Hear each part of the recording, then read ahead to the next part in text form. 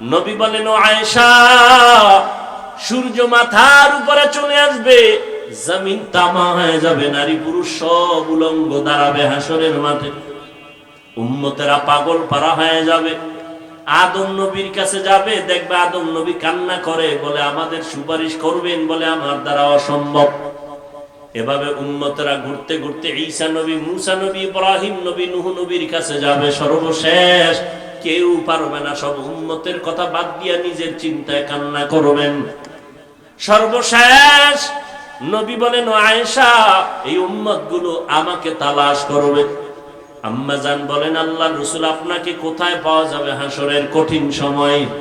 নবী বলেন, ও আয়েশা,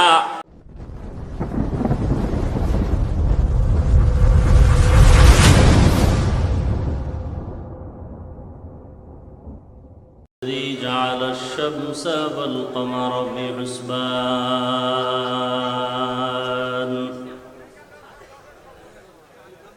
والنجم والشجر يسجدان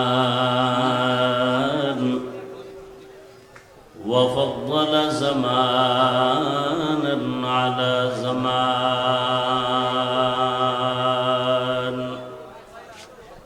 كما فضل مكانا على مكان وإنسانا على إنسان ونشهد أن لا إله إلا الله وحده لا شريك له لا ضد له ولا ند له ولا مثل له ونشهد أن سيدنا وسندنا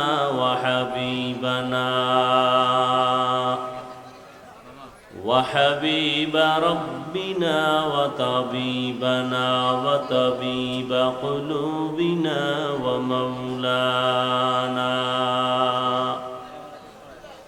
ومولانا محمدا عبده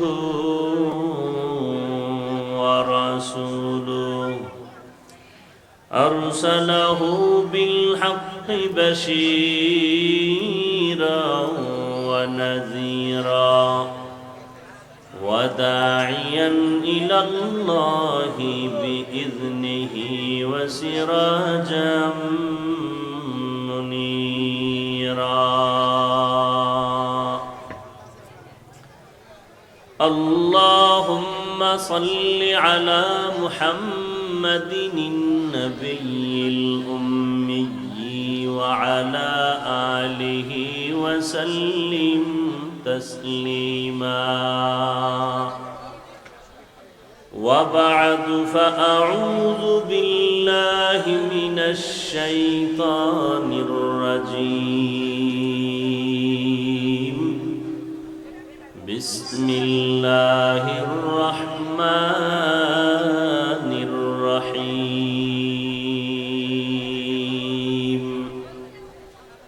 والعصر إن الإنسان لفي خسر إلا الذين آمنوا وعملوا الصالحات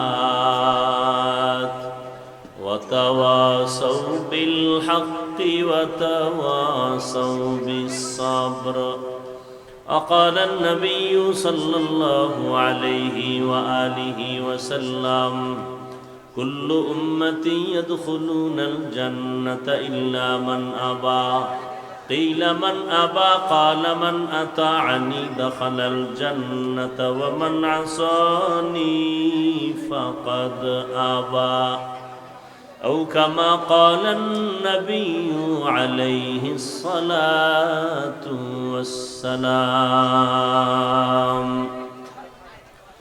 صدق الله مولانا العظيم صدق رسوله النبي الأمي الكريم ونحن على ذلك من الشاهدين والشاكرين والذاكرين والحمد لله العالمين سبحانك لا علم لنا إلا ما علمتنا إنك أنت العليم الحكيم رب اشرح لي صدري ويسر لي أمري واحلل عقدة من لساني يفقه قولي सूरज ने दिया अपनी शुआओं को ये पैगाम सूरज ने दिया अपनी शुआओं को ये पैगाम दुनिया है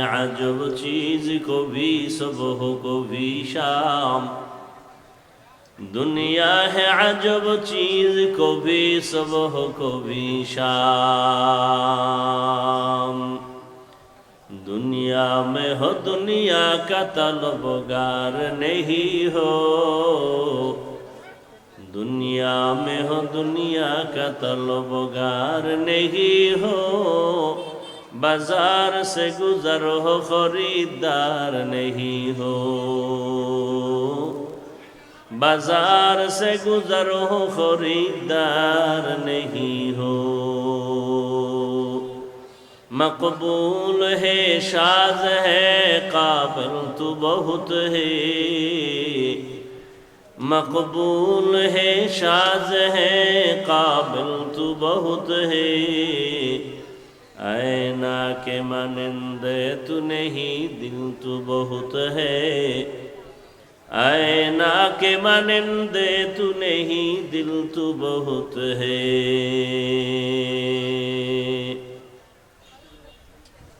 এই সাউন্ড ঠিক করো তুমি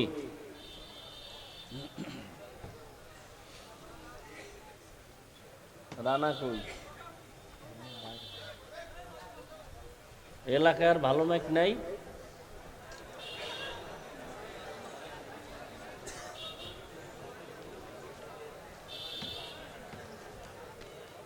নাদুরিয়া চৌরাস্তা আলহাজ মুমতাজ উদ্দিন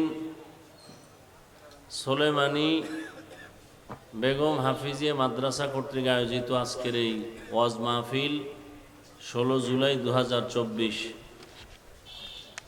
মহতি এ মাহফিলে উপস্থিত মোহতারাম সম্মানিত সভাপতি জনাব এস.এম. গোলাম মুস্তফা তারা সাহেব, প্রধান অতিথি জনাব মোহাম্মদ তানভীর ইসলাম সাহেব, অন্যান্য অতিথিবৃন্দ, হযরত উলামায়ে কেরাম, অত্র অঞ্চলের বিভিন্ন স্থান থেকে আগত আল্লাহ পাকের আশিকিন, জাকিরিন, শাকিরিন, মুহিব্বিন, মুরব্বিয়ান এজাম, কলিজার টুকরা আমার সমবয়সী যুবক বন্ধুগণ, স্নেহের ছোট ভাই, পর্দার আড়ালে মাইকের আওয়াজ শ্রবণরতা সম্মানিত মা ও বোনেরা, আল্লাহ পাকের দরবারে লাখ কোটি শুকর যে আল্লাহ পাক রব্বুল আলামিন এই ফিতনার যুগে হাজারো লাখো মানুষের মধ্য থেকে বাছাই করে পৃথিবীর শ্রেষ্ঠ মজলিস, উলামায়ে আহলে হকের মজলিস, গুনাহ মাফের মজলিস, তওবা কবুলের মজলিসে আমাদেরকে কবুল করেছেন, সুস্থ রেখেছেন, আশা বসার তৌফিক দান করেছেন। নেয়ামতের শুকর আদায়ার্থে মহব্বতে দিল থেকে জবান খুলে পড়ি আলহামদুলিল্লাহ। দরুদ ও সালাম সৈয়দুল মুরসালিন, রহমাতুল্লিল আলামিন, শফিউল মুজনিবিন, খাতামুন নবিয়্যিন, সৈয়দুস সাকালাইন, ইমামুল মুরসালিন, শফিয়ে আযম, রসুল আকরম, রহমত আলম, নবিয়ুল আরব আল আজম, হাবিব কিবরিয়া, আশরফুল আম্বিয়া, সৈয়দুল আম্বিয়া, শফিয়ে মাহশর, সাকিয়ে কৌসর, আকায়ে নামদার, মদিনা का ताजदार, आफताब नबूवत, फ़ख्र मौजूदात, सैयदुल मखलूक़ात, हज़रत मुहम्मदुर रसूलुल्लाह सल्लल्लाहु अलैहि व आलिहि वसल्लमेর উপর নবীজির নামে দরুদ পড়লে গুনাহ হবে? চুপ থাকলেন কেন? সবাই পড়েন, আবার পড়েন। একবার পড়বেন, 3টা পুরস্কার আল্লাহ দিবেন। 10টা গুনাহ মাফ হয়ে যাবে, 10টা নেক আল্লাহর মহব্বতে আপনার আমলনামায় যোগ হবে, আল্লাহর কাছে আপনার মর্যাদা 10 গুণ বেড়ে যাবে।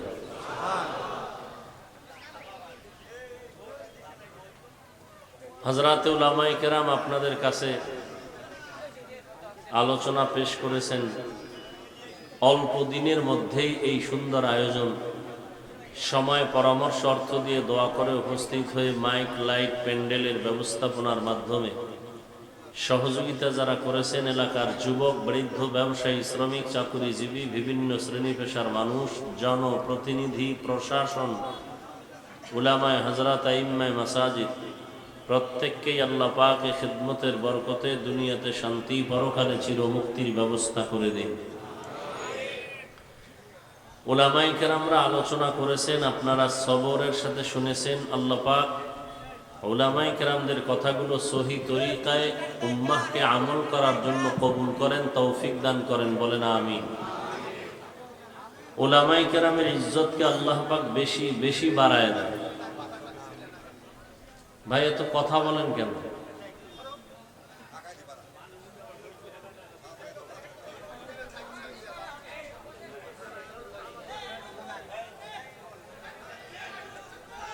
আল্লাহ পাকে মজলিসকে কবুল করেন।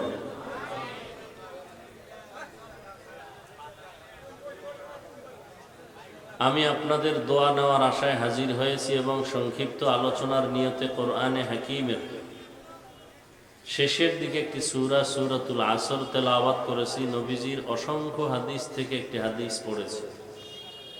আয়াত ও হাদিসের আলোকে ইখলাসুল রুহানিয়াতের সমন্বয়, সহি নিয়তে, সহি তরিকায়, সহি কিছু কথা বলার মতো, শুনবার মতো আমাকে আপনাদের সকলকেই দয়াময় আল্লাহ তৌফিক দান করেন। ওয়াল আসর, আসরের শপথ। ইন্নাল ইনসানা লাফি খুসর, নিশ্চয়ই পৃথিবীর সমস্ত মানুষ ক্ষতিগ্রস্ত, জাহান্নামী। ইল্লাল্লাযীনা আমানু, নিশ্চয়ই যারা ঈমান আনয়ন করবে, ওয়া আমিলুস সালিহাত, নেক আমল করবে, ওয়া তাওয়াসাউ বিল হক, যারা এই ঈমান আমলের দাওয়াত অন্যকে দান করবে, ওয়া তাওয়াসাউ বিস সবর, ঈমান আমলের ক্ষেত্রে বিরুদ্ধাচরণকারীদের মোকাবেলায় সবর ইখতিয়ার করবে। এই গুণে গুণান্বিত যারা, এরা জান্নাতি, বাকি সব জাহান্নামী। নবীজি বলেন, কুল্লু উম্মতি ইয়াদখুলুনাল জান্নাতা ইল্লা মান আবা, সমস্ত উম্মত জান্নাতি, যারা আমি মুহাম্মদকে অস্বীকার করে, মানে না, তারা জাহান্নামী। কিলা মান আবা, সাহাবায়ে কেরামদের থেকে কেউ প্রশ্ন করলেন, হে আল্লাহর রাসূল, আপনাকে মানে না, অস্বীকার করে, তারা কারা?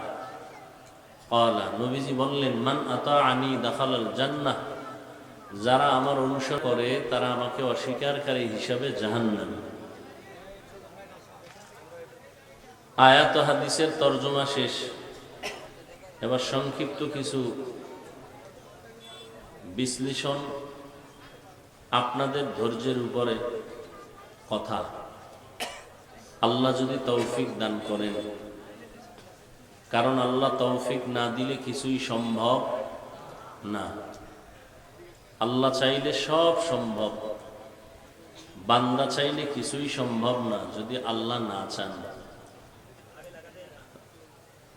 আল্লাহর পক্ষ থেকে যেটা ফয়সালা সেটা সম্ভব, বান্দার পক্ষ থেকে যা হওয়ার সেটা সম্ভব না। এক কথায় বলি, বান্দা চাইলে কিছুই হবে না, আল্লাহ চাইলে সব হবে। তো আপনারা অনেক দূর থেকে কষ্ট করে আসছেন সওয়াবের আশায়, পরকালের কিছু সম্বল সঞ্চয় করার নিয়তে। কোরআন হাদিসের আলোকে এখন এই বাগানটা বেহেশতের বাগান। নবীজির হাদিস মতে এখন আপনাদের আমল নামায় নেক লিখতেই থাকবেন ফেরেশতারা, অনবরত, কোনো গুনাহ লিখবেন না। নবীজি বলেন, ঘর থেকে যখন আপনারা বের হয়েছেন, আল্লাহ পাক প্রত্যেকের পেছনে ৭০,০০০ রহমতের ফেরেশতাকে কাফেলা বানায় দিয়েছেন। আল্লাহ পাক ঘোষণা দিয়েছেন, এখানে বসার পরে আপনাদের জীবনের সব গুনাহ মাফ। এই বরকতের মজলিস, আমি আপনাদের সামনে কোরআন হাদিসের আলোকে কিছু কথা বলবো। ওই কোরআন আর ওই হাদিসের কথা যেগুলো ১৫০০ বছর পর্যন্ত কেউ ভুল বের করতে পারে নাই। অপচেষ্টা করেছিল অনেকেই, ব্যর্থ হয়ে কেউ কালেমা পড়েছে, মুসলমান হয়েছে। সেই সত্য কোরআন, সেই রসুলের সত্য বাণী। কারণ আমাদের ওলামায়ে কেরাম যা বলি এর মূল পুঁজি কোরআন শরীফ। আল্লাহ যে একজন আছে তার দলিল কোরআন, কিয়ামত হবে তার দলিল কোরআন, জান্নাত জাহান্নাম আছে এর দলিল কোরআন। এই কোরআন এমন একটা গ্রন্থ, এমন একটা সংবিধান যার কোনো সংশোধনী নাই। দুনিয়ার মানুষের বানানো সংবিধানের সংশোধনী আছে, আল্লাহর কোরআনের কোনো সংশোধনী নেই। কিয়ামত পর্যন্ত কোরআনের সমস্ত বিধান, সমস্ত আইন সচল, কোনো অচল নেই। পৃথিবীর কোনো কিতাবে নির্ভুল চ্যালেঞ্জ নাই। এমনকি আল্লাহ যে কিতাব দিছেন তাওরাত, জবুর, ইনজিল সহ কোন কিতাবে আল্লাহ নির্ভুলের চ্যালেঞ্জ দেন নাই। কোরআন শরীফে আল্লাহ চ্যালেঞ্জ দিছেন। দুনিয়ার কোনো কিতাব সংরক্ষণের গ্যারান্টি কারো দেওয়ার ক্ষমতা নেই। আল্লাহ নিজের দেওয়া কিতাবও হেফাজতের গ্যারান্টি দেন নাই, কিন্তু কোরআনকে দিয়েছেন। আল্লাহ নিজ কুদরতি জিম্মায় কোরআন হেফাজত করবেন। কিভাবে করবেন সেটা আল্লাহ ভালো জানেন। ১৫০০ বছর থেকে আজ পর্যন্ত কোরআন আছে না নাই? কিয়ামত পর্যন্ত থাকবে। আল্লাহ রাখবেন, হেফাজত করবেন। সেই কোরআনের কিছু কথা, তবে এই কোরআনের কথা তো কেউ শেষ করতে পারে নাই, পারবেও না। এক একটা অংশ নিয়ে আলোচনা করলে অনেক সময় চলে যায়, ধৈর্যের বাঁধ ছিঁড়ে যায়। আল্লাহ শেষ পর্যন্ত দোয়া করে যাওয়ার তৌফিক দান করেন। এত সুন্দর একটা পবিত্র মজলিসে যারা বসতে পেরেছেন, এটা আল্লাহ পাকের বড় দয়া এবং নেয়ামত। চাইলেই বসা যায় না। অনেকে আসার নিয়ত করেছিলেন কিন্তু আসতে পারেন নাই। যদি জরুরি কোনো কারণেই আসতে না পারেন, আর সে কারণটা মানবিক হয়, শরিয়াত সম্মত হয়, তাহলে না আসলেও আল্লাহ তাদেরকে সওয়াব দান করবেন।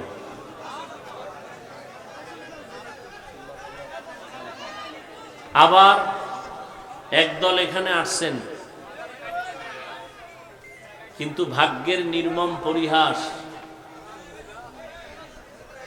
আসছেন ঠিক কিন্তু এই বরকতি প্যান্ডেলে বসতে পারে নাই। এরকম নাই কেউ? এরা কোথায়? এরা দোকানে। এরা কোথায়? দোকানে গল্প গুজবে লিপ্ত। কেউ বা অনেক জায়গায় আমরা শুনি মহিলা প্যান্ডেল তাওয়াফ করে। মহিলা প্যান্ডেল তাওয়াফ করে।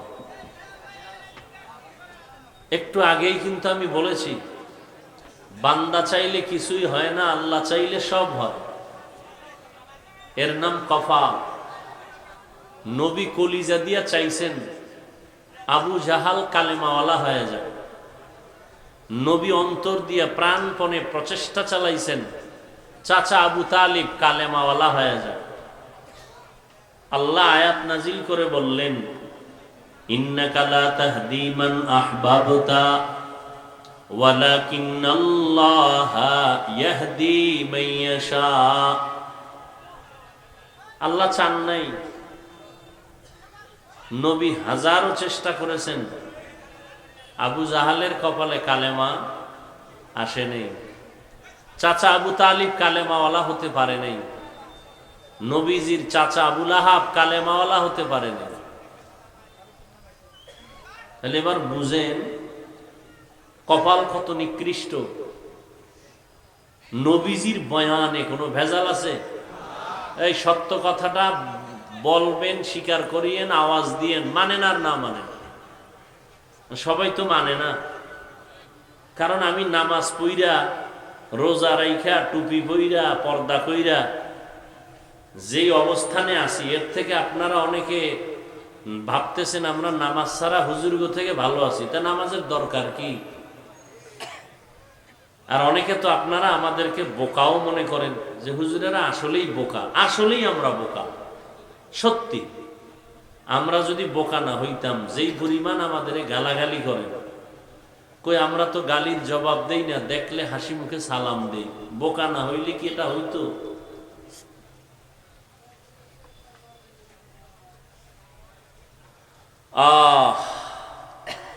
তবে একটু কথা শুনেন খেয়াল করে। আপনাদের আল্লাহ কবুল করছেন, আসছি শত ব্যস্ততার মাঝেও। জানি না আবার দেখা হবে কবে, জানি না। একটু খেয়াল করে কথা শুনেন, মানেন আর না মানেন, অন্তত সত্য কথাটা সমর্থন করিয়েন, স্বীকার করিয়েন। নবীজির বয়ানে কোনো ভেজাল আছে? সেই নবীজির বয়ানে আবু জাহাল কালেমা পড়ে নাই, এর নাম কফাল। চাচা আবু তালিব কালেমা পড়তে পারে নাই, এর নাম কফাল। আমাদের বয়ান তো কোনো প্রশ্নই উঠে না। নবীজির বয়ানে যদি কালেমাওয়ালা না হয়, তা আমাদের বয়ান তো কিছুই না। আর কপাল যদি খুলে যায়, তাহলে নবীজিকে জবাই করতে এসেও কালেমা পড়ে। জানা থাকলে বলেন তো ওই ব্যক্তিটাকে, এর নাম কপাল। আল্লাহ চাইলে সব হয়, বান্দা চাইলে কিছুই হয় না। নবীজির 13টা বছর বয়ান শুনলো, দেখলো, জানলো, এরপরও কালেমা পড়লো না। আর নবীজিকে জবাই করতে এসে কালেমা পড়ে ফেলছে। কিয়ামত পর্যন্ত ধারা অব্যাহত থাকবে। কেউ অল্প কথায় বুঝবে আর বলবে আর নামাজ ছাড়া যাবে না। আর কেউ হাজারো কথা শোনার পরে বলবে দূর, নামাজ পড়ে লাভ নাই, দিল পরিষ্কার, এটাই যথেষ্ট। আল্লাহ আমাদের সব ভাইকে হেদায়াত দান করুন। এই জন্য বললাম যে বাড়ির থেকে বলে আসছে অমুক জায়গায় ওয়াজে যাই, কিন্তু কপাল খারাপ, প্যান্ডেলে ঢুকতে পারে নাই। এটা এমন একটা প্যান্ডেল, একটু আগেও বলেছি, রসুলের হাদিস মতে বেহেশতের বাগান, বসার সাথে সাথে সবার গুনাহ মাফ। কিন্তু এই ওয়াজের নামে আরেক দল আল্লাহর বান্দারা আসছেন ঠিক, প্যান্ডেলে বসতে পারেন নাই। এরা দোকানপাটে কবিরা গুনাহ করতেছেন, তাজা নগদ গল্প গুজব করতেছে, হাসি তামাশা করতেছে, বেপর্দা নারীর চেহারা দেখতেছে, বা কবিরা গুনাহ হচ্ছে অনবরত। এর নাম কফাল। একটু হিসাব করেন। আবার একদল প্যান্ডেলে বসছেন, আপনাদের কপাল যে পুরা ভালো তাও আমি বলতে পারি না, কারণ ওই সমস্ত মানুষগুলো চূড়ান্ত ভালো কপাল থেকে পিছনে আছে, যারা মোবাইলটা সামনে নিয়ে প্রতিবন্ধকতা সৃষ্টি করে, তার কলবের মধ্যে কোনো কথা ঢুকবে না। কেন মোবাইল হাতে নিছে আমার বুঝে আসে না, আপনারা কি বুঝেন তাও জানি না। আসলে কপাল খারাপ, এটাই আমার জবাব, এতটুকু আমার জবাব। কারণ আপনি যদি বলেন যে হুজুর মোবাইলটা আমি বয়ান রেকর্ড করব, তা আপনার মোবাইলে রেকর্ডিং ভালো হবে না, ছবিও ভালো আসবে না। তো আপনার কাজটা তো মিডিয়াওয়ালারা করতেছে, আপনি বসে বসে শুধু শুধু সময় নষ্ট করেন কেন? আমার এটা বুঝে আসে না। আপনার কপাল খারাপ, এই জন্য মোবাইল হাতে নিছেন, ছবি তোলার জন্য পাগল হয়েছে। ইসলাম আপনার আব্বায় বানায় নাই, আপনার দাদায় বানায় নাই। ইসলাম রহমতের নবীর মাধ্যমে আল্লাহ পাক তৈরি করে দিয়ে গেছেন। কিয়ামত পর্যন্ত মদিনার আদলে ইসলাম চলবে, কারো মন গড়া মতামত দিয়ে ইসলাম চলবে না। সরকারের অর্ডার ছাড়া, মদিনার অর্ডার ছাড়া ভিন্ন কোনো কারণে ছবি তোলা 1000 কোটি বার হারাম। সরকার যদি বলে এখন ছবি লাগবে, শরিয়ত বলে জায়েজ, মদিনার রসুল যদি অনুমতি দেন এই কারণে ছবি লাগবে জায়েজ। এই দুই কারণ ছাড়া ছবি তোলা স্পষ্ট 1000 কোটি বার হারাম।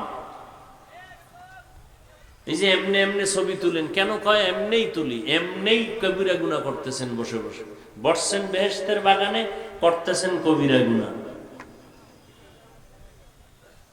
বলার দায়িত্ব আমার, মানবেন কিনা সে দায়িত্ব আপনার। অতি চালাক কিছু মানুষ আছে সমাজে, এরা প্রশ্ন করবে, হযরত সুন্দর ফতুয়া দিলেন ছবি তোলা হারাম, মিডিয়াওয়ালারা কি হারাম করে, আপনি বাধা দেন না কেন? মিডিয়াওয়ালারা তো ভিডিও করে, তারা তো ছবি উঠায়, আমরা তাদেরকে দাওয়াত দিই, অন্তত আমি বলি, আমি তাদেরকে দাওয়াত দিয়ে আনিও নাই আর নিষেধও করি না। কে কোন জায়গার থেকে আসছে তাও আমার জানার দরকার নেই, বলে দিলাম। তবে জোর গলায় বাধাও দেই না, এই জন্য যে এর দ্বারা কিছু উপকার হয় উম্মতে মুসলিমা।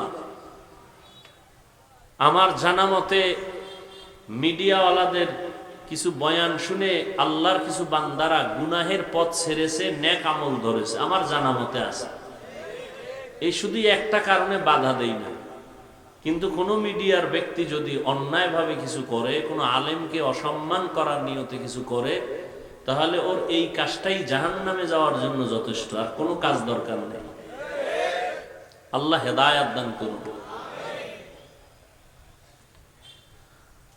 একটু আগেই কিন্তু বলছি, নবীজির বয়ান হেদায়েত আসে না, আমাদের বয়ান তো প্রশ্নই উঠে না। এরপরও কি বয়ান করব না? আল্লাহ বলেন হ্যাঁ করো, ওয়াযাক্কির ফাইন্না যিকরা তানফাউল মুমিনিন। আল্লাহ কয় আলোচনা চালাও, কিছু না কিছু মুমিনের ফায়দা হবেই। 50,000 মানুষের মধ্যে ফায়দা না হলো একটা মানুষ যদি দিনের পথে আসে, এটাও অনেক কিছু। 900 বছরের উপরে নূহ নবী দাওয়াত দিছেন, একটা লোক কালেমাওয়ালা বানাতে পারেন নাই। 900 বছর, আরো বেশি। তারপরেও ফায়দা যে হচ্ছে না তা না। আলহামদুলিল্লাহ, অনেক যুবকরা নামাজ পড়ে, জীবনে মাদ্রাসায় যায় নাই, জীবনেও না। স্কুলে পড়ে, কলেজে পড়ে, চাকুরি করে, ব্যবসা করে, জেনারেল লাইনে থাকিয়া বহু আল্লাহর বান্দা নামাজ পড়ে, পর্দা করে, হালাল খায়, কারণ হক নষ্ট করে না। আছে না নেই? তাহলে এটা ওলামায়ে কেরামের অবদান না? কথা বলেন না কেন? তাহলে উপকারটা হচ্ছে না? আল্লাহ সবাইকে কবুল করেন।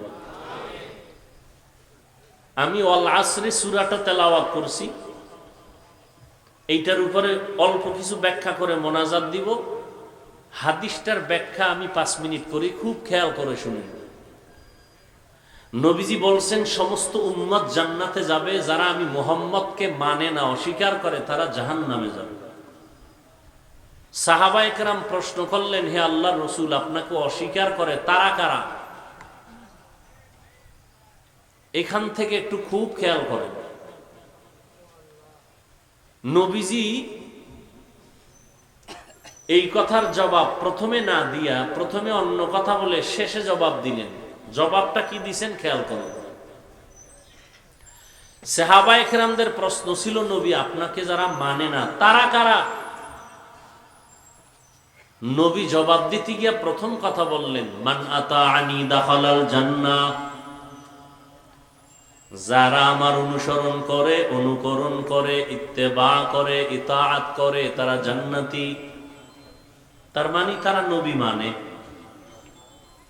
যারা নবীর অনুসরণ করে তারা জান্নাতি, তার মানে তারা নবীকে জবাব দেন, মানে। এবার আপনাদের থেকে একটু বলেন তো, যারা নবীজির অনুসরণ করে তারা জান্নাতি, তাহলে নবীর অনুসরণ যারা করে তারা নবী মানে, এটাই ফাইনাল। আপনারা বলেন তো এর বিপরীত কথা কি হবে? যারা নবীর অনুসরণ করে না তারা নবী, আচ্ছা যে নবী মানে না সে জান্নাতি? এখান থেকে একটু খেয়াল করেন, নবীজির অনুসরণ যারা করে তারা জান্নাতি, মানে তারা নবী মানে। তাহলে যারা অনুসরণ করে না তারা নবী, নবী এ কথাটা বলেন নাই।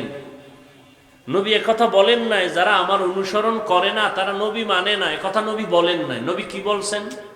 নবী বলছেন যারা আমার বিরোধিতা করে তারা আমাকে মানে না। এই দুইটা শব্দের মধ্যে ব্যবধানটা কত খেয়াল করেন।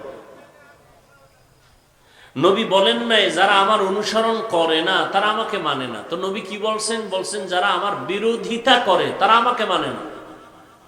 কি বুঝলাম এখান থেকে? এখান থেকে ওই কথা স্পষ্ট বুঝলাম, যারা নবীর অনুসরণ করে না তারা দুই দল। কয় দল? আজীবনের জন্য মনে রাখবেন, তারা কয় দল? এক দল আগ্রহী আর এক দল বিদ্রোহী, এক দল দরদি আর এক দল বিরোধী। উদাহরণ দেই সংক্ষেপ, কথার কথা। ডান দিক থেকে একটা যুবকরে জিজ্ঞাসা করলাম, এই যুবক, নবীজির আদর্শে নামাজ পড়ো না কেন, টুপি পরো না কেন?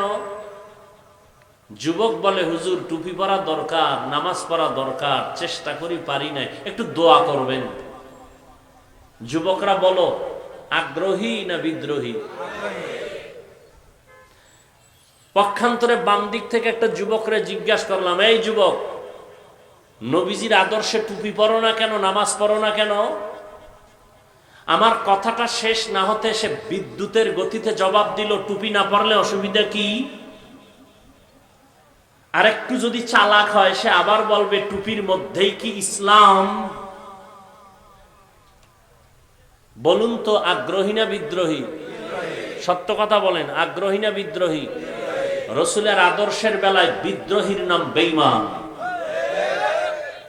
মানেন আর না মানেন, স্বীকার করেন সত্য কথা, ভুল হলে দাঁড়ায় যান। জাহাবিজ ভাই ভুল বলতেছেন, কানে ধরে তওবা করব সবার সামনে। আগ্রহী মুমিন, বিদ্রোহী বেঈমান। এজন্য রসুল বলেছেন, যারা আমার অনুসরণ করে না তারা আমাকে মানে না। না না, একথা না, যারা বিরোধিতা করে তারা আমাকে মানে না। এখান থেকে কি বুঝলেন? যেই লোকটা নামাজ পড়ে না তাকে গালি দেওয়া যাবে না, যেই মানুষটা নামাজ পছন্দ করে না তাকে ছাড় দেওয়া যাবে না। ব্যবধান আছে না নেই? একজনে নামাজ পড়ে না আর একজন নামাজকে পছন্দ করে না, দুইজন সমান? একদিকে বেঈমান আর একদিকে মুমিন। যে নামাজ পড়ে না কিন্তু আগ্রহ আছে, মুমিন। আর যে নামাজকে পছন্দ করে না, ও 1000 বার কোরআন মাথায় লইলেও তাজা বেঈমান। ব্যবধানটা বুঝলেন? তো একজনে নামাজ পড়ে না বইলা তাকে সি সি করে তাড়ায় দেওয়া যাবে না। আগে বুঝতে হবে আগ্রহী না বিদ্রোহী। আগ্রহী মুমিন, বিদ্রোহী বেঈমান। যে পর্দা করে না তাকে গালি দেওয়া যাবে না, যে পর্দা নামের বিধানকে পছন্দ করে না তাকে ছাড় দেওয়া যাবে না। যে হালাল ভাবে উপার্জন করে না তাকে গালি দেওয়া যাবে না, কিন্তু হালাল বিধানকে যে পছন্দ করে না তাকে ছাড় দেওয়া যাবে না। ব্যবধান আছে না নাই? অতএব একজনে নামাজ না পড়লে গালি দেওয়া যাবে? আগে বুঝতে হবে সে আগ্রহী না বিদ্রোহী।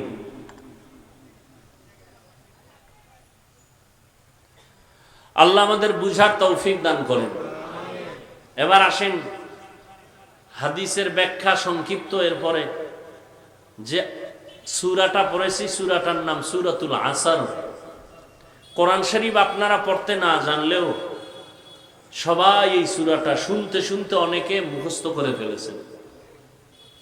ছোট্ট সূরা, কিন্তু পাওয়ার অনেক বেশি। বলে কেমন বেশি? 4 মাযহাবের 4 ইমামের এক ইমাম, ইমাম শাফিঈ রহমাতুল্লাহ আলাইহি,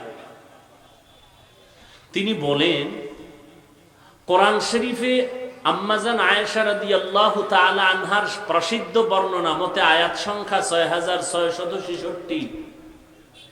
ইমাম শাফিঈ রহমাতুল্লাহ আলাইহি বলেন, আল্লাহ যদি শুধু আল আসরে সূরাটাই নাজিল করতেন আর কোনো আয়াত বা সূরা অবতীর্ণ নাও করতেন, আর দুনিয়ার সমস্ত মানুষ যদি আল আসরে সূরার উপরে জীবন চালাইতো, বিনা হিসাবে জান্নাত পেয়ে যেত।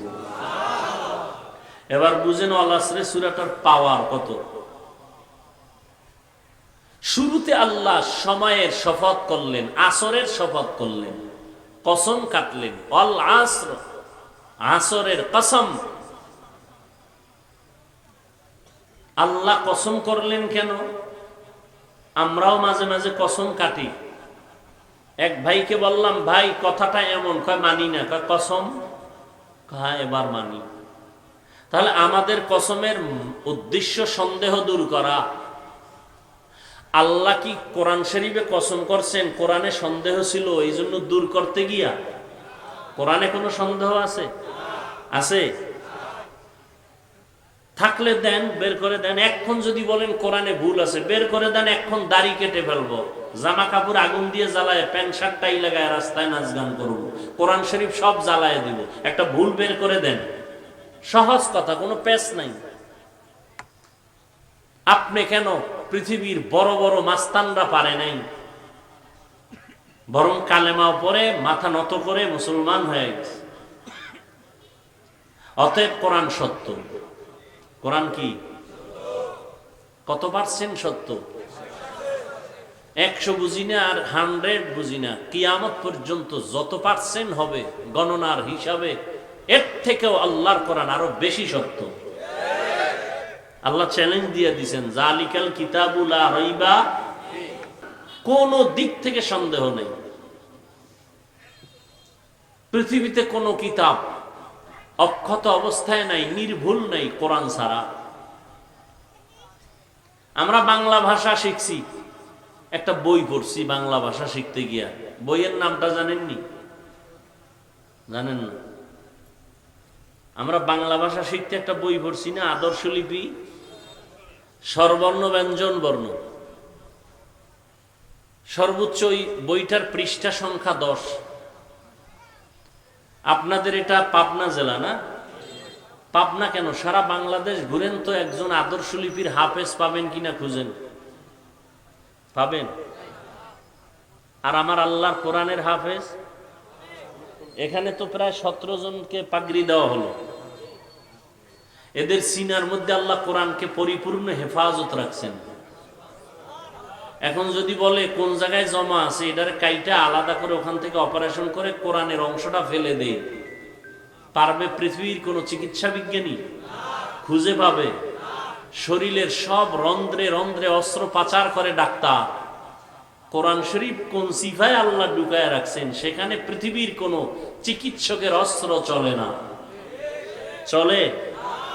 কম্পিউটারে চেক আপ করলে সব স্ক্রিনে ধরায় দেয় শরীরের কোথায় কি, বাহিরে ভেতরে। কোরআন শরীফ ভেতরে কই আছে? কম্পিউটার বলে আমি দুর্বল, আমি পারি না।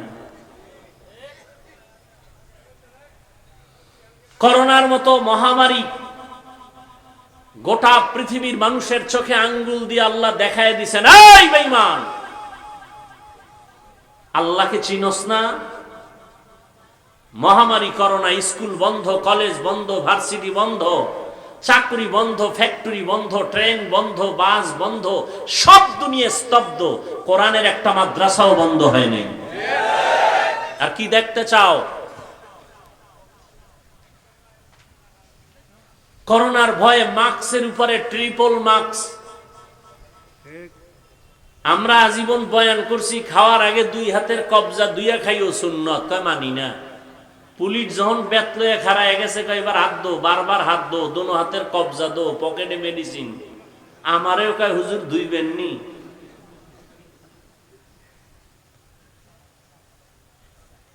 বাবার করোনা হয়েছে, শিক্ষিত 2টা ছেলে, বড় চাকরিজীবী, কুলাঙ্গা। এলাকার গরিবদের কয় টাকা দিলাম, লাশটাকে রাস্তায় ফেলে আস। রাস্তায় ফেলে দিল, দরজা জানালা আটকায় দিল। জানালা দিয়ে আর নজর করে দেখলো না লাশটা কুত্তায় খাইলো না জানাজা হলো। ইতিহাস ভুলে যেও না রে জাতি। আমার দেশের শত করোনার লাশ কাঁধে নিল, জানাজা দাফন কাফন করাইয়া লাশ কবরে রাখলো আমার দেশের কিছু পুলিশ আর সিংহবাগ টুপিওয়ালা আলেমরা। এই লাশ কাঁধে নিল, গোসল করাইলো, জানাজা পড়াইলো। একজন হুজুরেও করোনায় মরে নাই।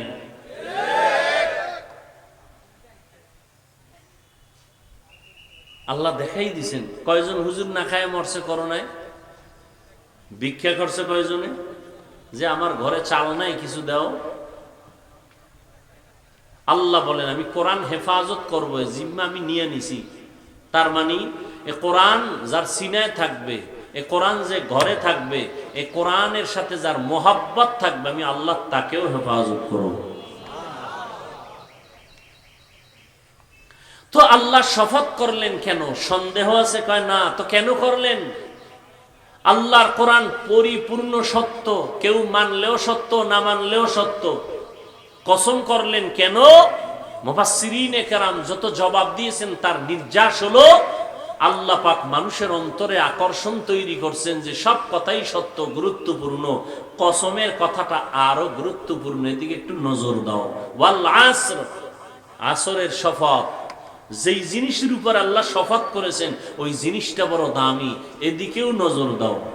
ওয়াত্তিন ওয়াজ্জাইতুন অতুরি সিনিন ওয়া হাযাল বালাদিল আমিন।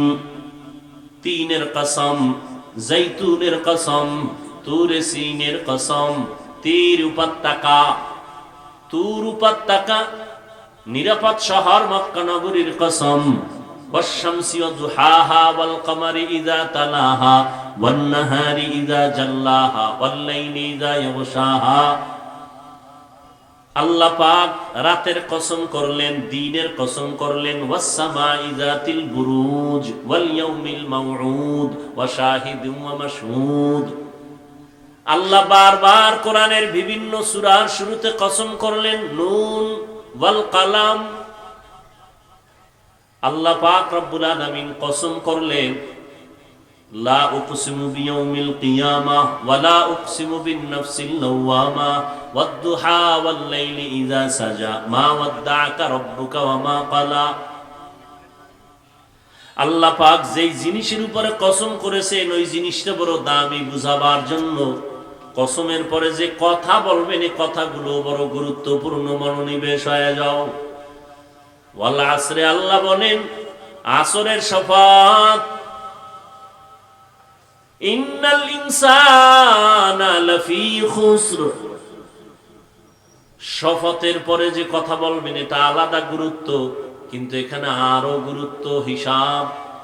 কসম খাওয়ার পরের কথাটা তো এমনি গুরুত্ব হয়ে গেল, কিন্তু আল্লাহ আবার তাকিদ দিলেন ইন্না, নিশ্চয়ই, আল ইনসান, পৃথিবীর সব মানুষ, লাফি খুস, আবার নাম তাকিদ, অবশ্যই জাহান্নামী, জাহান্নামী, জাহান্নামী। একজন মানুষও বাদ নাই। সারা দুনিয়ার মানুষ জাহান্নামী। আল্লাহ শপথ করেছেন, শপথের পরে আবার তাকিদ দিলেন দুইবার, ইন্না লাফি, সব মানুষ জাহান্নামী। একজন মানুষও এই কথার বাইরে নাই। সব কথা শেষ না আরো আছে? কথা বলেন না কেন? আল্লাহ বলেন কিন্তু, কিন্তু নামের ব্রেক লাগায়া দিলেন। যেমন নবীজিও কিন্তু নামের ব্রেক লাগায়া বলেন কুল্লু উম্মতি ইয়াদখুলুনাল জান্নাহ, সব উম্মত জান্নাতি, কিন্তু আমি নবীরে যারা মানবে না তারা জাহান্নামী। আল্লাহ বলেন সব মানুষগুলো জাহান্নামী, ইনসান, কিন্তু সব মানুষ জাহান্নামী না। 4 গুণওয়ালা মানুষ জান্নাতি, 4 গুণওয়ালা মানুষ জান্নাতি। সব মানুষ জাহান্নামী, কয় গুণওয়ালারা জান্নাতি? 4 গুণ। ইল্লাল্লাযীনা আমানু, 1 নম্বরে পরিশুদ্ধ ঈমানওয়ালা যারা। দ্বিতীয় গুণ হলো আমিলুস সালিহাত, যারা নেক আমল করে তারা। 3 নাম্বার ওয়াতাওয়াসাউ বিল হক, যারা ঈমান আমলের দাওয়াত অন্যকে দেয়। 4 নাম্বার গুণ হলো ওয়াতাওয়াসাউ বিস সবর, ঈমান আমলের বিরোধিতা যারা করবে তাদের মোকাবেলায় ধৈর্য ধারণ যারা করে, 4 গুণওয়ালারা জান্নাতি। ওয়াল আসরে সূরাটার পাওয়ার, 4 গুণের কথা বলা হলো। প্রথম গুণ হলো ঈমান, দ্বিতীয় গুণ হলো নেক আমল, এই দুইটা গুণের সম্পর্ক বান্দার সাথে আল্লাহর সাথে, মাত্র 2 গুণ, ঈমান আর নেক আমল। ঈমানও আনছে, নেক আমল করে, এই সম্পর্ক আল্লাহর সাথে বান্দার সাথে, আরে আল্লাহর সাথে বান্দার সাথে আল্লাহর সাথে। আর আরো 2টা গুণ আছে, ওই 2টা গুণের সম্পর্ক বান্দার সাথে বান্দা। আল আসরি সূরা থেকে স্পষ্ট আমরা জানতে পারলাম যে একজন মানুষ ঈমান আনছে, নেক আমলও করে, এরপরও জান্নাত যাবে না। আরো 2টা গুণ তার অবধারিত আছে বাধ্যগতভাবে। আর 2টা গুণ কি? ঈমান আনলাম, নেক আমল করলাম, এটা আল্লাহর হক আদায়ের অন্তর্ভুক্ত, কিন্তু বাকি 2টা গুণ আছে, এটা বান্দার হক। বাকি 2 গুণের প্রথম হলো নিজে নামাজ পড়ি ঈমানওয়ালা, নেক আমল করি হবে না। আমার অধীনস্থ যারা সমাজের মধ্যে আমার আয়ত্তে চলেন তাদেরকে ঈমান আমলের দাওয়াত দিতে হবে। যদি না দেই, কিয়ামতের ময়দানে আমার আহাল যারা দাওয়াত না পায় যদি ভুল রাস্তায় চলে, কিয়ামতের ময়দানে আমাকে আসামির কাঠগড়ায় দাঁড়াতে হবে। আবার যারা আল্লাহর আইন ঈমান আমলের বিরোধিতা করবে তাদের বাধা দাও, মোকাবেলা করতে গিয়ে তুমি ধৈর্য ধারণ করো। তুমি নিজে গান থেকে কানকে আটকাইলে হবে না, যারা গান শুনে তাদের বাধা দাও বুঝের মাধ্যমে। তুমি নিজে নামাজ পড়লে হবে না, অন্যকে নামাজের দাওয়াত দাও। অন্য কারা? তাহলে আল আসরে সূরার দ্বারা বুঝলাম শুধু ঈমান আনার কারণে নেক আমল করলেই জান্নাত পাওয়া যাবে না, আরো 2টা দায়িত্ব পালন করতে হবে। ঈমান আমলের দাওয়াত অন্যকে দিতে হবে, যারা ঈমান আমলের বিরুদ্ধে লাইনে চলবে তাদেরকে বাধা দিতে হবে। বক্তব্য শেষ, বাকি হাত 2টা উঠাবো আর মোনাজাতটা দিব। আপনাদের আগ্রহের উপরে কথা চলবে, আমি বুঝতে পারবো যে আগ্রহ নাই, উঠা বসা করবেন, আস্তে হাত 2টা উঠাই দেব, শিখবে না। আর জীবনে কোন দিন দেখা হবে আর কথাও হবে না, দেখা না হওয়া পর্যন্ত। এজন্য নিজের ক্ষতিও করবেন না, বহু দূর থেকে আল্লাহর বান্দারা আসছে তাদেরও ক্ষতি করার অপচেষ্টা করবেন না কেউ। দীর্ঘ টাইম বসার অভ্যাস না থাকলে ভিতরে ঢুকলেন কেন? বাইরে দাঁড়াইতেন, বিড়ি টানতেন, ফাঁকে ফাঁকে চলে যেতেন, দেখতামও না, কিছু বলতামও না। ভিতরে ঢুকে ক্ষতি করেন কেন? ওয়াজ করা এটা মামার বাড়ির আবদার না। পৃথিবীতে যত কষ্টের কাজ আছে এর মধ্যে সব থেকে বেশি কষ্টের কাজ দীর্ঘ টাইম অনবরত কথা বলা, না মাটি কাটার চেয়েও কষ্ট। পৃথিবীতে এর থেকে কষ্টের কোনো কাজ নেই, কথা বলা। আর সেই কথা যদি হয় অনবরত, আর সেটা যদি হয় লেখা ছাড়া, মুখস্থ। প্রধানমন্ত্রী বক্তব্য দিবেন জাতির সামনে, রাষ্ট্রপতি বক্তব্য দিবেন 5 মিনিট, কি বক্তব্য দিবেন? টিম গঠন করা হয়, লিখে দাও। সুন্দরভাবে লেখার পরে তাদের হাতে দিলে ওটাকে আবার তারা রিপিট করে, বারবার দেখে। 5 মিনিটের বক্তব্য একটা ভুল শব্দ যেন বের না হয়। আর আমরা কুত্তার মতো দৌড়াই সারা দেশে 12 মাস। ফজর নাই, জোহর নাই, আসর নাই, রাত্র নাই, দিন নাই, খানা নাই, ঘুম নাই, কুত্তার মতো দৌড়াই। একটা মানুষ ঠিক মতো না ঘুমাইলে তার জিন্দেগির ব্যালেন্স ঠিক থাকে না। আর আমরা অনবরত আবার বয়ানও করি, অনবরত বয়ান লেখা নিয়ে আসি না যে আজকে এখানে কি বয়ান করব, কয়টা কথা কব, কোন কথার পরে কোন কথা বলবো, লেখা নাই। বলতেছি বলতেছি বলতেছি বলতেছি, একটা কথা ভুল বের হলে সবাই মনে কষ্ট পাবে। এরপরও সারা বছর প্রতিদিন এত চিল্লানের পরেও 2-1টা কথা ভুল বের হতে পারে, এটাই মানুষের পরিচয়। আর এই 2-1টা ভুলকে যারা পুঁজি করে আলেমদের পেছনে লাগে, এদের মতো অভিশপ্ত মানুষ জমিনে আর কেউ হতে পারে না। অনেক বাবা নামাজ পড়ে রোজা রাখে, সন্তান নামাজ চিনেই না, পড়বে দূরের কথা। আছে না নাই? কিয়ামতের ময়দানে এই সন্তান মা বাবার বিরুদ্ধে আল্লাহর আদালতে মামলা পেশ করবে। আল্লাহ বলবেন, এর যুবক, নামাজ কেন পড়ো নাই, রোজা কেন রাখো নাই, আমি আল্লাহর হুকুম মতো জীবনটা কেন চালাও নাই? সন্তান আল্লাহর আদালতে মামলা দায়ের করে কোরআনের আয়াত আল্লাহ বলেন পেশ করবে, আর বলবে, রব্বানা ইন্না আতা'না সাদাতানা ওয়া কুবারানা ফাআদাল্লুনাস সাবিলা। ও আল্লাহ, আমার কোনো দোষ নাই, আমি বেনামাজি হই নাই, আমার মুরব্বী আমার মা বাবা আমারে বেনামাজি বানাইছে, আমি রোজা থেকে মুক্ত হতাম না, আমার মা বাবা কোনোদিন আমারে রোজার দাওয়াত দেয় নাই, তোমার হুকুম পালনের দাওয়াত দেয় নাই, ঈমানের দাওয়াত দেয় নাই।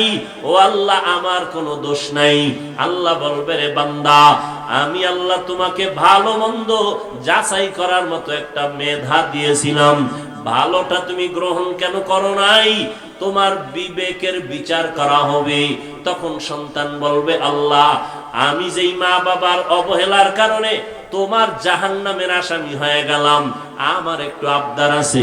রব্বানা আতিহিম যিফাইনি মিনাল আযাব ওয়ালআনহুম লা'নান কাবীরা। আমাকে যেই শাস্তি দিবা তার ডবল শাস্তি আমার মা বাবা মুরব্বিদের দিতে হবে। কোরআন শরীফের আয়াত, সূরা আহজাব 67 নম্বর আয়াত। এই জন্য ঈমান আছে, নেক আমল করেন, জান্নাত পাওয়া যাবে না। ওয়াল আসরে সূরায় বলে আরো দুইটা দায়িত্ব আছে।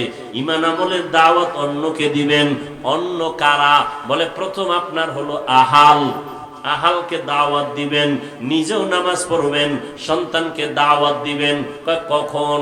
সন্তানের যখন 7 বছর বয়স হবে তখন সন্তানের নামাজের দাওয়াত দিবেন। কয় বছর? আর বুড়া মানুষ, হাজি সাহেব, সন্তানের দাওয়াত নাই। কিও হাজি সাহেব, সন্তান নামাজ পড়েনি? না, বয়স হয় নাই, বিয়ে শাদী, একটা নাতিন আছে, নাতিন, এখনো নামাজের বয়স হয় নাই। ইচ্ছা করে জাহান্নাম মাথায় নিয়ে কবরে যাইতেছেন। মুহাম্মদ রহমতের নবী বলেন, 7 বছরে সন্তানের দাওয়াত দাও নামাজের মুসাল্লায়। 10 বছর যখন হবে তখন তুমি একটু কঠোর অবস্থানে দাওয়াত দাও। নামাজ না পড়লে যদি একটু শাসনের প্রয়োজন হয় শাসন করো, তবে সাবধান, শাসন করতে গিয়া চেহারায় আঘাত করবা না। শাসন করতে গিয়া যেন শোষণ না হয়, জুলুম না হয়, চেহারায় যেন আঘাত না পড়ে। চেহারায় আঘাত করা হারাম। স্ত্রীকে স্বামী প্রয়োজন হলে শাসন করবে, চেহারায় আঘাত করা যাবে না, হারাম। ছাত্রকে শিক্ষক শাসন করবে, শোষণ না, প্রয়োজন হলে। কিন্তু খবরদার, চেহারায় আঘাত করা যাবে না, চেহারায় আঘাত করা হারাম। আর আমরা আঘাতটা শুরুতেই করি চেহারার উপরে, শুরুতেই চেহারার উপরে। না, আল্লাহ হারাম করে দিছেন, কারণ চেহারাটা আল্লাহ খুব মোহব্বত করে বানাইছেন। দেখেন না, এত রৌদ্র, এত বৃষ্টি, এত শীত, হাত মোজা পা মোজা, পুরো বডি পোশাক দিয়ে আটকানো, শরীরটা আটকানো, চেহারাটা খোলা, যত ধুলা চেহারায় লাগে, যত রৌদ্রের তাপ চেহারায়, যত ধুলাবালু চেহারায়, ঠান্ডার যত প্রখরতা চেহারায়। কিন্তু দেখছেন নি, হাত পা আটকায় দিলেন পোশাক দিয়া। গোসলখানায় গেলে দেখবেন পোশাকটা খুলে ফেলবেন। শরীরের মধ্যে যেই পরিমাণ ময়লা, সাবান না দিলে পরিচ্ছন্ন হয় না। আর যেই চেহারায় এত ধুলা বালু লাগলো, রোদের তাপ লাগলো, একটু সাবান লাগবে না, হালকা পানি দাও, চেহারা পুরা বডির থেকে আলাদা সুন্দর। কে বানাইছেন? কাদের কুদরত দারি বার কামাল, আনতা রব্বি আনতা হাসবি যুল জালাল, তুহি কাদের জলিলুল্লাহ জাহাদার, बहर हाले तू ही मेरा नेगाहदार। 7 বছর বয়সে সন্তানের দাওয়াত দাও, 10 বছর যখন হবে তখন হালকা প্রহার করো, কঠোরতা অবলম্বন করো, কারণ সন্তান কিয়ামতের দিন মা বাবার বিরুদ্ধে আল্লাহর আদালতে মামলা দায়ের করবে। ও যুবক, কয়দিন আর বাহাদুরি করবা? আল্লাহ পাক রব্বুল আলামিন জমিনের মধ্যে পাঠাইছেন, সিরিয়াল কিন্তু দেন নাই কে কোন দিন মরে যাইবা। আল্লাহ পাক বলেন, ও দুনিয়ার মানুষ, আমি তোমার যৌবন কালটারে বড় দামি বানায় দিছি। যৌবন কালের খেদমত করো, চাকরি করো, এই চাকরিটাও সবাই গ্রহণ করে। যৌবন কালে যত কাজ করো সবার কাছে পছন্দ। আমি আল্লাহর কাছেও তোমার যৌবন কালের ইবাদত বড় পছন্দ। যৌবন কালে হিসাব আল্লাহ নিবেন কিয়ামতের দিন। যৌবনটা তুমি কোন কাজে ব্যয় করেছো? ও যুবক বাবারা, একটু আগেই কিন্তু বলেছি, রহমতের নবী ১৫০০ বছর আগে বলেছেন, যুবকেরা আমি মুহাম্মদের উপকার করেছে, বুড়ারা বিরোধিতা করেছে। আজকে যুবক তুমি কি করো? কয়দিন আর বাহাদুরি করবা? আল্লাহর মুহাব্বতের সম্মানের চেয়ারে তোমাকে আল্লাহ বসাবেন না। আর আল্লাহর কাছে গভীর রজনীতে যদি কান্না করে বলো, হে মালিক আমাকে তুমি মাফ করে দাও, আল্লাহর কসম তোর কপালে ক্ষমাও আসবে না। কারণ মা বাবায় যদি ক্ষমা না দেয় আল্লাহ ক্ষমা দিবেন না, কারণ এটা বান্দার হক। বান্দার হক আমার আল্লাহ ক্ষমা দিবেন না বান্দা যদি না দেয়। শিক্ষকের সাথে যদি বেয়াদবি করো, শিক্ষক যদি ক্ষমা না দেয় আল্লাহ ক্ষমা দিবেন না। মুরব্বীদের সাথে যদি বেয়াদবি করো, মুরব্বী ক্ষমা না দেওয়া পর্যন্ত আল্লাহ ক্ষমা দিবেন না। আজকে মাস্তানি ভাব যতই দেখাও না কেন, গাড়ির চাকার তলে পড়িয়ে গেলে তোর মাস্তানি শেষ হয়ে যাবে। ও যুবক বাবারা, আমাদের পরিচয় কে তাবলীগ, কে চরমনাই, কে পীরের মুরিদ, কে স্কুলে পড়ে, কে মাদ্রাসায় পড়ে, এটা না। আমাদের পরিচয় ভালো করে শুনো। তোমার আল্লাহ আমার আল্লাহ দুই নাকি এক? তোমার আমার নবী, তোমার আমার কোরআন, তোমার আমার ধর্ম, তোমার আমার কাবা, তোমার আমার দুনিয়াতে আসার সিস্টেম, নাকি তোমরা লঙ্গি পরে আসছো? আসার সিস্টেমও এক। যেদিন বিদায় হবে সেদিনের কাফন হবে কয়টা? 3টা। আমি বক্তার জন্য একটা বেশি, এমপি সাহেবের জন্য একটা বেশি, রিক্সা ড্রাইভার গরিব তার একটা কম। এমপির জন্য 3টা সাদা কাফন, গরিব যদি মরে যায় তার জন্য 3টা সাদা কাফন। এমপি সাহেবের সম্মানে একটা কাফন বাড়ানো হবে না, রিক্সা ড্রাইভার গরিব হওয়ার কারণে একটা কাফন কমানো হবে না। কালার হবে আলাদা। কি হবে? কালারও কিন্তু এক। ওই কাফনের উপরে লেখা থাকবে এটা পীর সাহেবের লাশ, কোটিপতির লাশ। কাফনের ভেতরে গেলে সব এক হয়ে যাবে, কে ধনী, কে গরিব, কে আলেম, কে মূর্খ, কে ইমাম, কে মুক্তাদি, কে ডাক্তার, কে রোগী, সব একাকার হয়ে যাবে। তাহলে কাফনের কালারও এক, কবরের সাইজ হবে আলাদা না? তাও এক। কবরের ভেতরে মাটি দিয়া সব যখন চলে যাবে প্রশ্ন করা হবে সবার বেলায় 3টা, তাও এক। হুজুর গো প্রশ্ন আলাদা, তাবলীগ ওয়ালাদেরটা আলাদা, সবার বেলায় এক। আমাকেও যেই প্রশ্ন আপনাদেরও একই প্রশ্ন। রবের পরিচয় দাও, ধর্মের পরিচয় দাও, রাহমাতুল লিল আলামিনের পরিচয় দাও। 3টা প্রশ্ন আমাকেও করা হবে, আপনাদেরও করা হবে। ও যুবক, ও বৃদ্ধ বাবাজি, পর্দার আড়ালের আম্মা জান, দুনিয়াতে আপনি আমি যে লাইনেই থাকি না কেন, আপনার আমার আল্লাহ এক, নবী এক, কোরআন এক, ধর্ম এক, কালেমা, কাবা সব এক। কিন্তু দুঃখ, আপনাকে এত বয়ান কইরা বুঝান লাগে কেন আমাদের? এরপরও কিন্তু আপনি টুপি মাথায় দিতে চান না, আর আমি টুপি মাথার থেকে খুলতে চাই না। আপনার দাড়ি রাখতে লজ্জা হয়, আমার কাটতে লজ্জা হয়। আপনি ভিআইপি মুসলমান, আপনি মসজিদে ঢুকতে লজ্জা পান, আর আমি মসজিদে না ঢুকলে লজ্জা পাই। আপনি কেমন মুসলমান? আপনি পর্দা করতে লজ্জা পান আর আমি পর্দা না করলে লজ্জা পাই, কেমন মুসলমান রে বাবা? সারাটা বছর উলামায়ে কেরাম আপনাদের পেছনে ঘোরে আর বয়ান করে, পা ধরে ধরে বয়ান করে, একটা খারাপ আওয়াজ দেয় না, বিনয়ের সাথে বয়ান করে, আবার রাতের বেলা দোয়া করে আল্লাহ হেদায়াত সবাইকে দিয়ে দেও। মোনাজাতে কেউ কারোর জন্য আলাদা দোয়া করে না, সবার জন্য হেদায়াতের দোয়া করে। আমিও মুসলমান, আপনিও মুসলমান, আমার আল্লাহ আপনার আল্লাহ এক, আমার নবী আপনার নবী এক, আমার ধর্ম আপনার ধর্ম এক, তারপরও কেন আপনার লেবাস পোশাক আলাদা? আপনি কেন নামাজ পড়েন না? আপনি কেন পর্দা করেন না? আপনি কেন হালাল ভাবে চলেন না? তাহলে বলেন, আসলে কি কোরআনটা একটু মিথ্যা? শুরুতেই তো বলেছিলাম ধরায় দেন, এখন আমি দাড়ি কেটে ফেলবো, নামাজ বাদ দিব, নাচ গান করবো, প্যান্ট শার্ট পরে যাব, কিন্তু পারবেন না, কেউ পারেও নাই। তাহলে একটু অন্তরকে জিজ্ঞাসা করেন, আপনার আসলে সমস্যাটা কোথায়? আপনি স্বীকারও করলেন কোরআন সত্য, হাদিস সত্য, আপনার আমার ধর্ম এক, আল্লাহ এক, নবী এক, কাবা এক, কোরআন এক, কালেমা এক, সব আপনি স্বীকার করার পরে কেন নামাজ পড়বেন না? বলেন বলেন, আপনি কেন নামাজ পড়বেন না?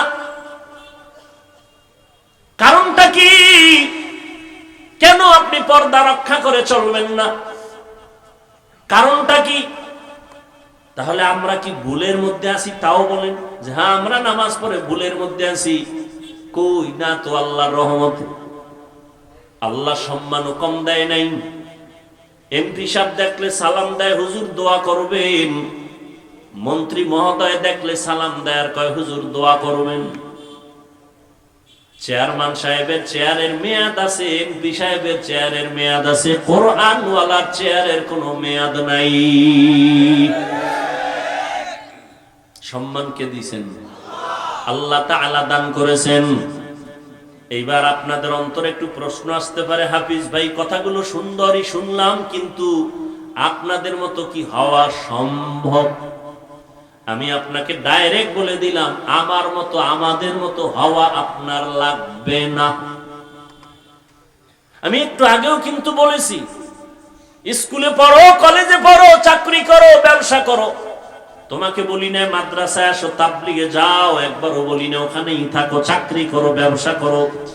তুমি স্কুলে পড়ো, বাধা নাই, ওখানে থাইকা তুমি শুধু আল্লাহর মহব্বত নিয়ে চলো, জবানকে কন্ট্রোল করো, 5 বেলার নামাজ পড়ো, মা বাবার দোয়া নিয়ে চলো, ওস্তাদ শিক্ষকের দোয়া নিয়ে চলো, বেয়াদবি করবা না। তোমার মতো বহু যুবক জীবনে মাদ্রাসায় পড়ে নাই, র্যাব, আর্মি, পুলিশ, বিডিআর এর চাকরি করে 5 বেলার নামাজ পড়ে নাই। সত্য কথা বলেন। সে যদি পারে তুমি কেন পারবা না রে যুবক বাবা? তোমার মতো যুবক রাস্তায় গাড়ি চালায়, আজান হয়ে গেল, নামাজের মধ্যে দাঁড়ায় গেছে, গাড়ি বন্ধ করে দিয়েছে, তুমি কেন পারবা না? ও পাবনার যুবক, তোমার মতো সন্তান নদীর মধ্যে মাছ ধরিয়াও নামাজ ছাড়ে না, বলো বাবা তুমি কেন নামাজ পড়তে পারবা না? তোমার মতো ছাত্র স্কুল কলেজে পড়ে, নামাজ বাদ দেয় না? নাই?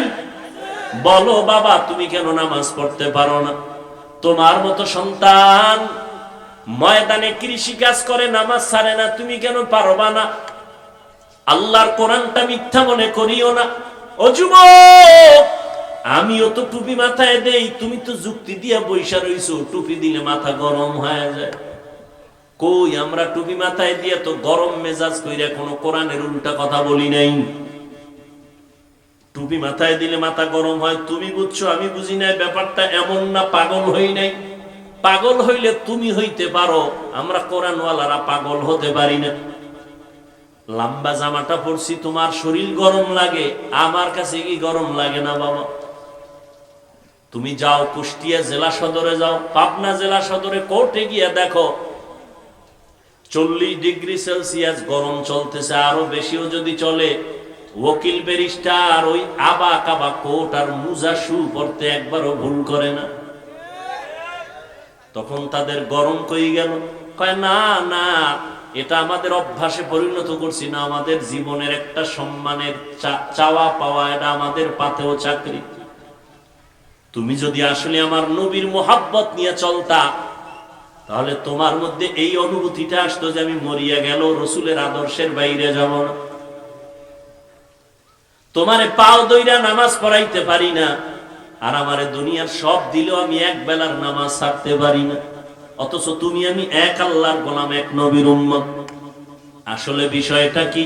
তুমি সব জানো, সব স্বীকার করো, এরপরও কেন আমল করতে চাও না? তোমার ভেতরে সেই আযাবের অনুভূতি আসে নাই?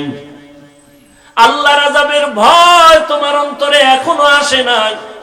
ও যুবক, আমি যদি এখন প্যান্ট শার্ট টাই লাগায় রাস্তায় চলতাম, কেউ আমারে বাধা দিত না, কিন্তু এরপরও কেন নামাজ পড়ি? শীত কত কষ্ট, ফজরের নামাজে ঠান্ডা পানি দিয়েও জুবানায় নামাজ পড়তে কত কষ্ট, এত কষ্ট করিয়াও কত মানুষ আমগো গালাগালি করে। বেঈমান তো বাদ দিলাম, তোমরা কি পরিমাণ আমাদের বিরোধিতা করো, এরপরও কিন্তু টুপি ফেলাই না, নামাজ ছাড়ি না। এর একমাত্র কারণ আমার আল্লাহর কোরআন সত্য, আর আল্লাহর কোরআনে আল্লাহ জান্নাতের বয়ান করছেন, জাহান্নামেরও বয়ান করছেন, তাও সত্য। ইন্নাল আবরারা লাফি নাঈম ওয়া ইন্নাল ফুজ্জারা লাফি জাহিম। নেক আমলওয়ালারা জান্নাতের পথিক, যারা গুনাহ করবে তারা জাহান্নামের পথিক। কোরআনের বয়ান তাও সত্য। জান্নাতটা কেমন আরামের ঘর আল্লাহ তাও কোরআনে বয়ান করেছেন, সত্য। জান্নাতিন তাজরি মিন তাহতিহাল আনহার। আবার জাহান্নামটা গুনাহগারের জন্য কেমন ভয়ঙ্কর আল্লাহ কোরআনে বয়ান করেছেন। জাহান্নামের আগুন তো বড় ভয়ানক, ভয়ঙ্কর আগুন, যা সহ্য করা যাবে না। ও নবীর উম্মতের দল, দুনিয়াতে যত গরম দেখি, আগুন দেখি, জাহান্নামের আগুনের 70 ভাগের 1 ভাগ আগুনের তাপটাও অনেক কম। দুনিয়াতে সূর্য বিজ্ঞানীরা বলে জমিন থেকে 13 লক্ষ গুণ বড়, 9 কোটি 30 লক্ষ মাইল উপরে সূর্য, দিনে ছিল রাতে নাই। এরপরও কেন এত ঘাম, এত গরম লাগে? আর আল্লাহ পাক রব্বুল আলামিন বলছেন, নবী বলেছেন, এই সূর্য কিয়ামতের দিন নিচে আসবে। সব তাপ যখন ছেড়ে দিবে, গুনাহগার গুলো মাথার মগজগুলো টকবক করে ফুটবে ভাতের মারের মতো। মাটির জমিনটা সূর্যের গরমে তামা হয়ে যাবে। আম্মা জান আয়েশা রাদিয়াল্লাহু আনহা বলতেছেন, আমি একদিন দেখি রহমতের নবী, গুনাহ নাই বেগুনা নবী, শ্রেষ্ঠ নবী, তিনি আমার রুমের মধ্যে বসে কান্না করেন। আমি জিজ্ঞাসা করলাম, ইয়া রাসূলুল্লাহ, আপনি কাঁদেন কেন? আমি আয়েশা কোনো বেয়াদবি করেছি নাকি? বলে না। ও এলাকার পর্দার আড়ালের আম্মা জানেরা, এই দুনিয়াতে আপনাদেরকে আল্লাহ অনেক সম্মান দান করেছেন, দামি কোনো ব্যক্তি আল্লাহ বানান নাই। আপনারা নবীদের মায়ের মতো মা, সাহাবায়ে কেরামদের মায়ের মতো মা, আলেমদের মায়ের মতো মা, হাফেজে কোরআনের মায়ের মতো মা। এরে আম্মা জান, এই দুনিয়াতে যত ভালো সন্তান আসছে সব আপনাদের অবদানের কারণে। এই স্টেজে প্রায় 17 জনের মতো ছাত্রকে কোরআনে হাফেজ হওয়ার কারণে পাগড়ি দেওয়া হলো। এদের মা বাবার কলিজা যে কত বড় হয়ে গেছে আনন্দে, কত ধন্য তারা। ও আম্মা জান, আপনার সন্তানটাকে ডাক্তার বানাবেন, ইসলাম বাধা দেয় না, তবে বেয়াদব বানাবেন না। আপনার সন্তানটাকে যদি ডাক্তার বানায় দেন, কোরআন পড়ায় দেন, ডাক্তারি করিয়াও কোরআন পড়িয়া দোয়া করবে, আপনার জন্য কোনোদিন ভুলবে না। ও পর্দার আড়ালের মা বোনেরা, আপনাদের মতো কত মা, কত বোন এখনো আছে, পর্দা করে, হালাল ভাবে চলে, স্বামীর খেদমত করে, মাল নষ্ট করে না, মোবাইলে সময় নষ্ট করে না। আপনারা কেন পারবেন না? ও বৃদ্ধ বাবাজি, আপনার মতো কত বুড়া মানুষ মসজিদে গিয়া 5 বেলার নামাজ পড়ে, আপনি কেন পারেন না? আম্মা জান আয়েশা বলেন, নবী কান্না করেন। আমি জিজ্ঞাসা করায়, নবী বললেন, ও আয়েশা, তুমি আমার সাথে কোনো বেয়াদবি করো নাই, আমি কান্না করি। কিয়ামতের ময়দানের কথা মনে পড়েছে, কত কঠিন হালাত হবে আমার উম্মতের। কিয়ামতের ময়দানে কেমন কঠিন হালাত হবে। নবী বলেন, ও আয়েশা, সূর্য মাথার উপরে চলে আসবে, জমিন তামা হয়ে যাবে, নারী পুরুষ সব উলঙ্গ দাঁড়াবে হাসরের মাঠে। উম্মতেরা পাগল পারা হয়ে যাবে। আদম নবীর কাছে যাবে, দেখবে আদম নবী কান্না করে, বলে আমাদের সুপারিশ করবেন, বলে আমার দ্বারা অসম্ভব। এভাবে উম্মতেরা ঘুরতে ঘুরতে ঈসা নবী, মুসা নবী, ইব্রাহিম নবী, নূহ নবীর কাছে যাবে। সর্বশেষ কেউ পারবে না, সব উম্মতের কথা বাদ দিয়া নিজের চিন্তায় কান্না করবেন। সর্বশেষ নবী বলেন, ও আয়েশা, এই উম্মতগুলো আমাকে তালাশ করবে। আম্মা জান বলেন, আল্লাহর রাসূল, আপনাকে কোথায় পাওয়া যাবে হাসরের কঠিন সময়? নবী বলেন, ও আয়েশা, আমি আল্লাহর কুদরতি মাকামে মাহমুদে সিজদায় পড়ে কান্না করব। মুসা নবী নিজের জন্য কাঁদবেন, ইব্রাহিম নবী নিজের জন্য কাঁদবেন, মুসা নবী নিজের জন্য কাঁদবেন, আদম নবী নিজের জন্য কাঁদবেন। আর আমি মুহাম্মদ যতবার কান্না করব, একবারও আমার জন্য কাঁদবো না। আমি আল্লাহর কাছে বারবার বলবো, আল্লাহ আমার উম্মতের বাঁচাও, আমার একটা উম্মত যেন জাহান্নামে না যায়। ও নবীর আশিক, আজকে তোমার চোখের সামনে তাকায় দেখো, আমরা যারা নবীর তরিকা মানিয়ে চলি, কই আমরা তো না খাইয়ে কেউ মরে যাই না, সম্মানও কমে নাই। চতুর্মুখী বেঈমানের আমাদের পেছনে লেগে আছে, মাদ্রাসার পেছনে লেগে আছে, কোরআনের পেছনে লেগে আছে, আবার মুসলমান নামদারি কিছু মুনাফিকরাও পেছনে লেগে আছে। কিন্তু কোরআন যার কাছে আছে, নবীর আদর্শ আছে, এদের সম্মান এখনো কমে নাই। ও আল্লাহর বান্দারা, এখনো যেই লাইনে থাকো না কেন, নামাজ ছাড়িও না, মা বাবার দোয়া নিয়ে সামনে আগাও, তওবা করো। আল্লাহর আযাব বড় কঠিন। আল্লাহর কোরআন সত্য, নবীর কথা সত্য। ও নবীর আশিক উম্মতের দল, আমার নবী জীবন ভর কান্না করে গেলেন উম্মতের জন্য, কিয়ামতের ময়দানে উম্মতের জন্য কান্না করবেন। আল্লাহ নবীর কান্না দেখে বলবেন, নবী আপনি কাঁদবেন না, মাথা উঠান। আল্লাহ পাক বলবেন, নবী আপনি চান কি? আল্লাহর নবী বলবেন, আমার একটা উম্মত যেন জাহান্নামে না যায়। আল্লাহ বলবেন, আপনি বেছে বেছে উম্মত গুলো ধরে ধরে জান্নাতের দিকে নিয়ে যান। আম্মা জান আয়েশা বলেন, কোটি কোটি কোটি মানুষের মধ্যে আপনার উম্মতকে চিনবেন কি করে? আল্লাহর নবী বলেন, আয়েশা, আমার উম্মত যারা 5 ওয়াক্ত নামাজ 5 বার ওযু বানাইয়া আদায় করবে দুনিয়ায়, কিয়ামতের দিন তাদের ওযুর অংশগুলো নূরের আলোতে ঝলমল করতে থাকবে, আর আমি তা ধরে ধরে আমি জান্নাতের পথে নিয়ে যাব। এরে নবীর উম্মতের দল, দুনিয়াতে কম অপরাধ তো করো নাই রে যুবক, মনের জাল মিটাইয়া বেপরদায় কম চলো না, এখন একটু ফিরিয়া আয়, তওবা কর। জীবনে কত নামাজ ছাড়ছো, আর কত ছাড়বি? আজরাইলের ধরা থেকে পালানো যাবে না। তোমার মতো কত যুবক পানির নিচে লাশ হয়ে গেল, গাড়ির নিচে লাশ হয়ে গেল, ঘুমের বিছানায় লাশ। এখনো তওবা করে নেও, তুমি আগামীকাল বাঁচবা এর কোনো গ্যারান্টি কারো কাছে নাই। ও আল্লাহর বান্দা, এখনো সময় আছে, তওবা করো। মনটারে বুঝাইয়া মনে মনে আল্লাহকে বলো, হে দয়ার মালিক, এই ময়দানে তুমি আমার কলবের খবর জানো। আমি জীবনে কত জায়গায় কত গুনাহ করছি, তুমি স্যার আমার মা বাবা কেউ জানে না রে আল্লাহ। আমার মা বাবায় যদি আমার অন্যায়ের খবর জানতো, আমাকে ঘরে ডাকতো না, খানা দিত না। ও আল্লাহ, তুমি এত দয়াময়, জানার পরেও তুমি রাগ করিয়া গুনার কারণে পানি বন্ধ করো নাই, খানা বন্ধ করো নাই। ও আল্লাহ, আজকে থেকে আবার বুঝ আসিয়া গেছে, আর গুনাহ করব না। জাহান্নামের গরম সহ্য করতে পারি না। দুনিয়ার সূর্যের গরম সহ্য করা যায় না, জাহান্নামের গরম কেমনে সহ্য করব? ও আল্লাহ, আজকে আমি তওবার নিয়ত করে ফেললাম। ওমরের মেজাজওয়ালারা তওবা করে ফেলবে গুনার কথা স্মরণ করে মরণের ভয়, আর আবু জাহালের মতো শক্ত অন্তরওয়ালারা গুনার কথা স্মরণও করবে না, তওবাও করবে না, বরং বয়ানের পরে বাইরে গিয়ে আরো সমালোচনা করে আমল নামার গুনার পাল্লা ভারী করবে।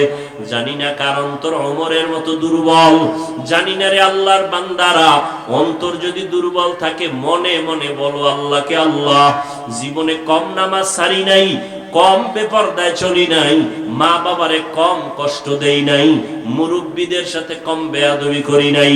আজকে থেকে তওবা করে নিলাম, মরিয়া গেলে যাব, তুমি হায়াতের মালিক, তুমি ইজ্জতের মালিক, তুমি রিজিকের মালিক। আজকে থেকে আর কোনোদিন নামাজ ছাড়বো না, বেপরদায় চলবো না, দাড়ি কাটবো না, মা বাবাকে কোনোদিন কষ্ট দিব না, ওলামায়ে কেরামের পরামর্শ নিয়ে নবীর সুন্নত অনুযায়ী চলবো, মা বাবার দোয়া নিয়ে চলবো। তওবা করার মতো যদি অন্তর কারো তৈরি হয়, অন্তরে যদি দুর্বলতা মুনাফিকি না থাকে, তওবার খাঁটি নিয়ত যাদের আছে, দুটো হাত আমার আল্লাহকে দেখাইয়া দাও। আয় আল্লাহ, আমরা তওবার নিয়তে হাত তুলেছি, আর গুনাহ করব না রে আল্লাহ। মেহেরবানি করে আমাদের তওবা কবুল করে নেন। আয় আল্লাহ, তওবার উপরে মজবুত হইয়া চলার তৌফিক দান করেন। আদবওয়ালা বিনয়ী জিন্দেগি দান করেন। জাহান্নামের ভয়ে গুনাহমুক্ত হইয়া চলার তৌফিক দান করেন। আমিন। আলহামদুলিল্লাহি রাব্বিল আলামিন। والصلاة والسلام على سيد الأنبياء والمرسلين وعلى آله وأصحابه أجمعين يا أرحم الراحمين يا أرحم الراحمين يا أرحم الراحمين رب ارحمهما كما ربياني صغيرا اللهم إنك عفو كريم تحب العفو فاعف عنا اللهم إنا نسألك رضاك والجنة ونعوذ بك من سخطك والنار اللهم إنا نعوذ بك من البرص والجنون والجذام وسيء الأسقام উদয়ার মালিক, গুনাহের বোঝা নিয়ে আপনার দরওয়াজা আমরা হাত তুলেছি। কত উলামায়ে কেরাম, কত মুরব্বী, কত হাজী সাহেব, কত ব্যবসায়ী, কত চাকরিজীবী, আমার কলিজার কত যুবক, কত ছাত্র ভাই, পর্দার আড়ালে মা বোনেরা, ও আল্লাহ, আমরা গুনাহ থেকে তওবার নিয়তে হাত তুলেছি। আর গুনাহ করব না রে আল্লাহ।